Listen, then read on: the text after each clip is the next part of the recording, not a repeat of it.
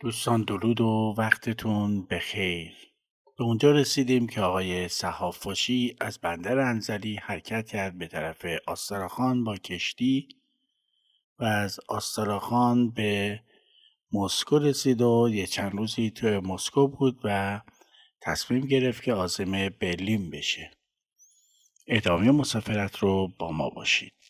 فقط اگر مطلب رو مناسب دیدید حتما لایک بفرمایید و با دوستانتون به اشتراک بذارید و اگر مطلبی مورد نظرتون هست یا کتاب و نوشته‌ای مد نظرتون هست و ما رو قابل میدونید بفرمایید تا براتون آماده کنیم. جمعه 18 ذی‌حجه قطار آهن به طرف برلین.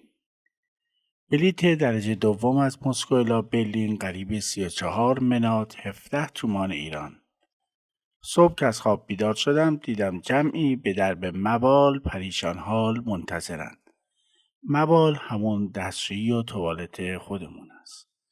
چون که کاسه صورتشویی و مبال جنب یکدیگر قرار گذاشتند لحاظا اسباب معطلی بعضی مردم می شود. زیرا که بعضی بدین و برخی بران محتاجند. وقتی که یک نفر داخل رفت درب را بست به یکی از این دو محتاج است و یکی دیگر بی مصرف میماند که دیگری محتاج است. روس‌ها هنوز به اندازه اروپایی‌ها انسانیت و راحتی درک نکردند. چنانچه مجالست با آنها خالی از اذیت نیست، اگرچه بلند حرف زدن باشد. میگویند امشب به ورشوی میرسیم. در یکی از استاسیون‌ها دختری خوشرو کاسه تخم مرغ پخته جلوی من آورد. التماس میکرد که اینها را بخر. از بعض حرکاتش معلوم بود که پولش را لازم دارد. خریدم. قریب 20 دانه بود.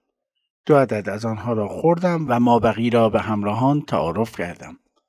اغلب همراهان قبول میکردند و بعضی میگفتند پولش چند میشود بدهیم.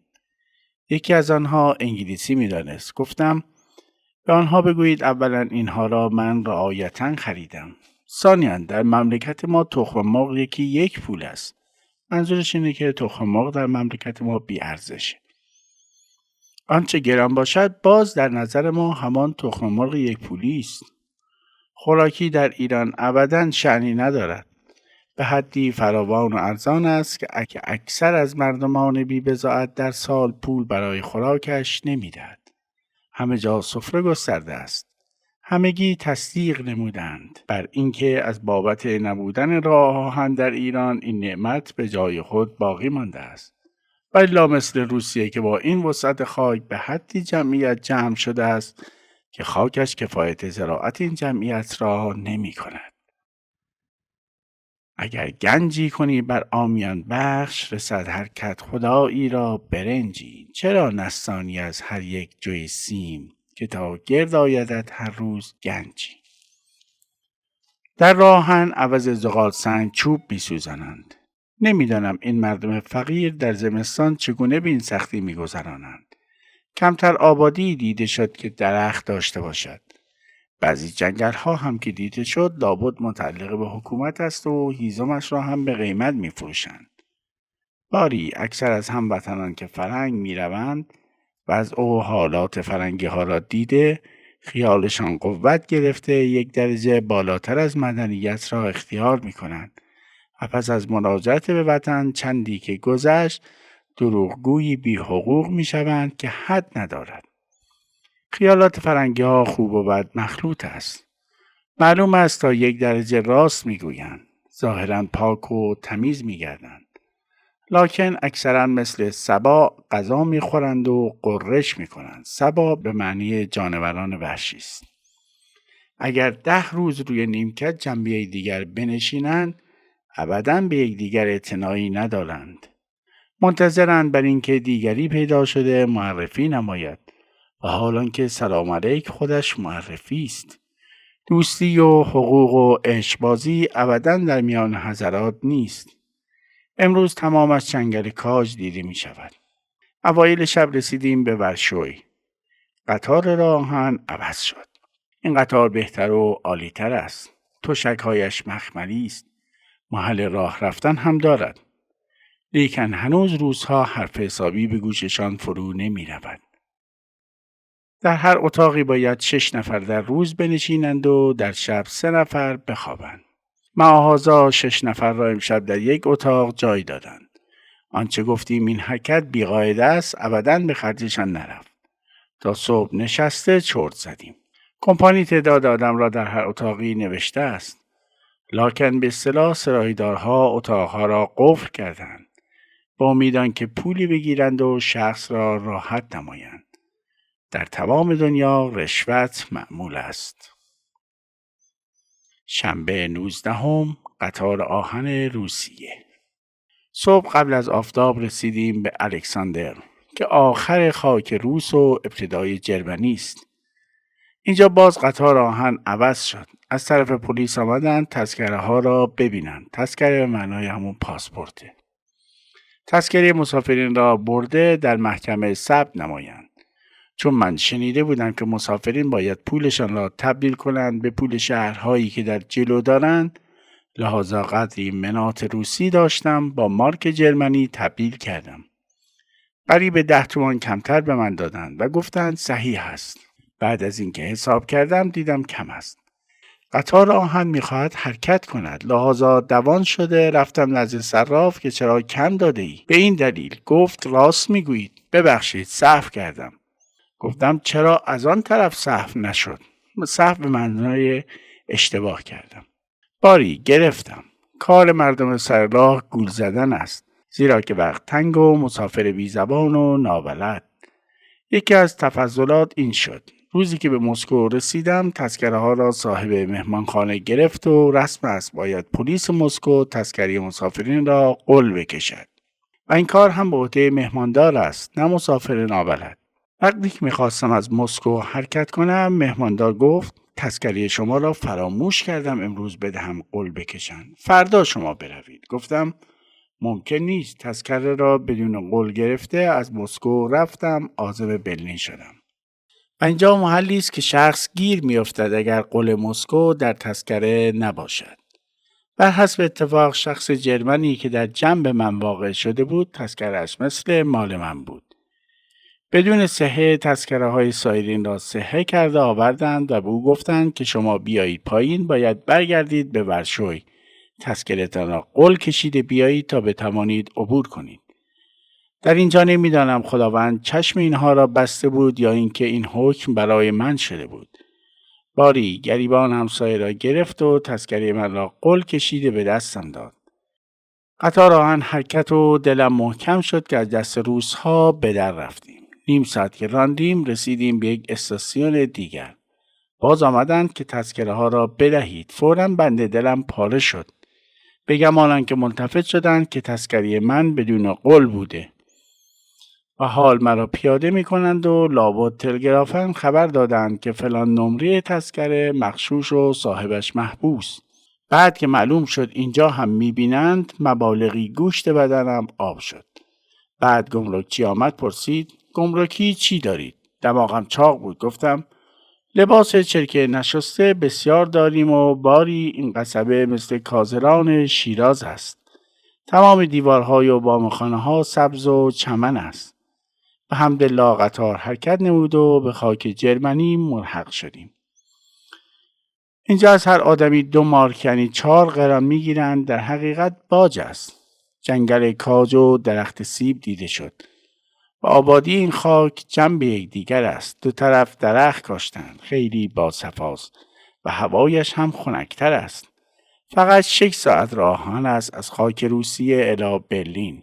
رسیدیم برلین. شهر خوشگل و پر اشجار است.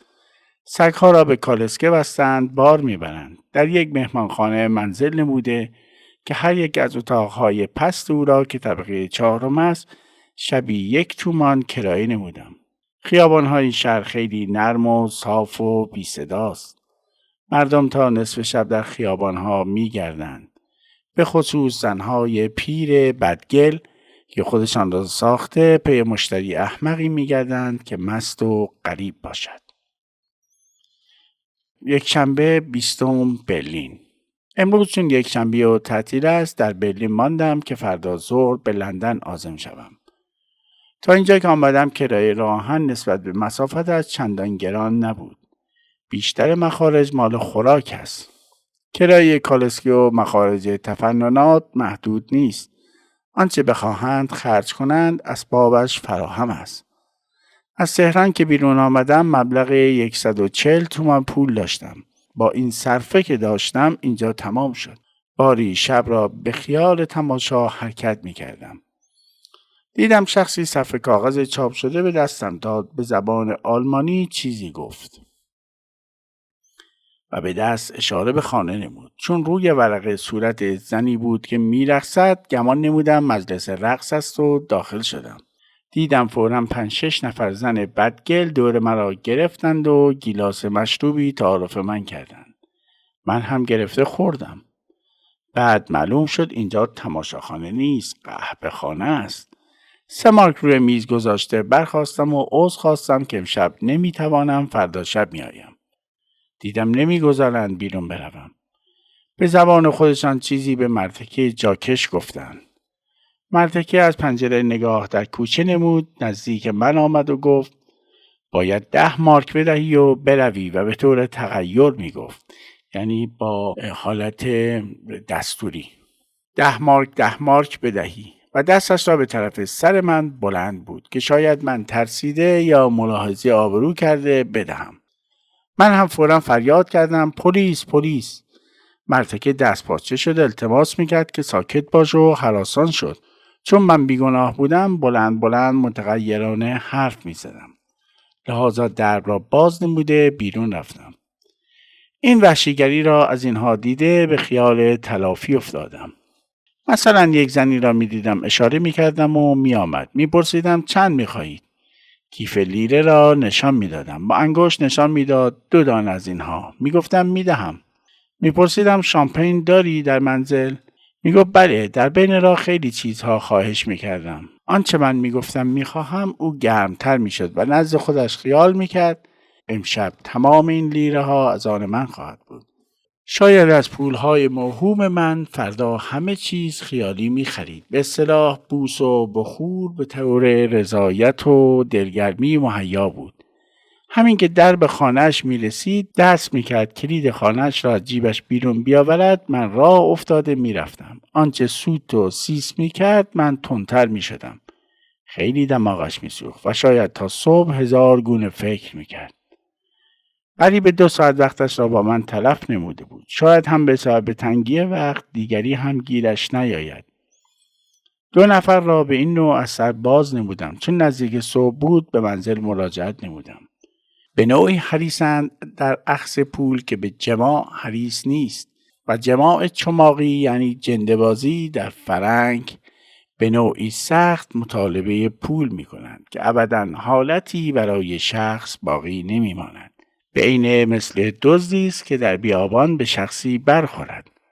باری در اول شب با یک از دوستان ایرانی که هم زبان بلد نبود خیال کردیم برویم تماشاخانه. به کالسکه‌چی گفتیم برو به تماشاخانه. ما را برد در یک جایی پیاده شده و داخل شدیم. تحقیق قیمت نمودیم. معلوم شد برای 2 بلیط 3 تومان باید داد. من دادم. وقتی که خواستیم داخل شویم چتر ما را دستمان گرفتند که نگاه دارند. داخل مجلس شدیم. دیدیم جمعی زیاد نشستند و همگی گوش زده محض شدند و یک زن لاغری که لباس قرمز پوشیده به زبان جرمنی آواز می‌خواند. به سمع من به عینه شبیه بود به صدای پیرزن‌های اکراد که دنبال جنازه گریه کنند فریاد می‌کنند. پس از چند دقیقه بیرون آمده به اشاره پرسیدم اینجا تماشاخانه دیگری هم هست یا همین سوت است؟ گفتند خیر همین است. فوراً بیرون آمده مطالبه چتر و پالتو میکنم. مستحفظ مطالبه پول میکند. دست در جیب کرده 10 شاهی بیرون بیاورم. 2000 بیرون آمد. خجالت کشیده برگرداندم.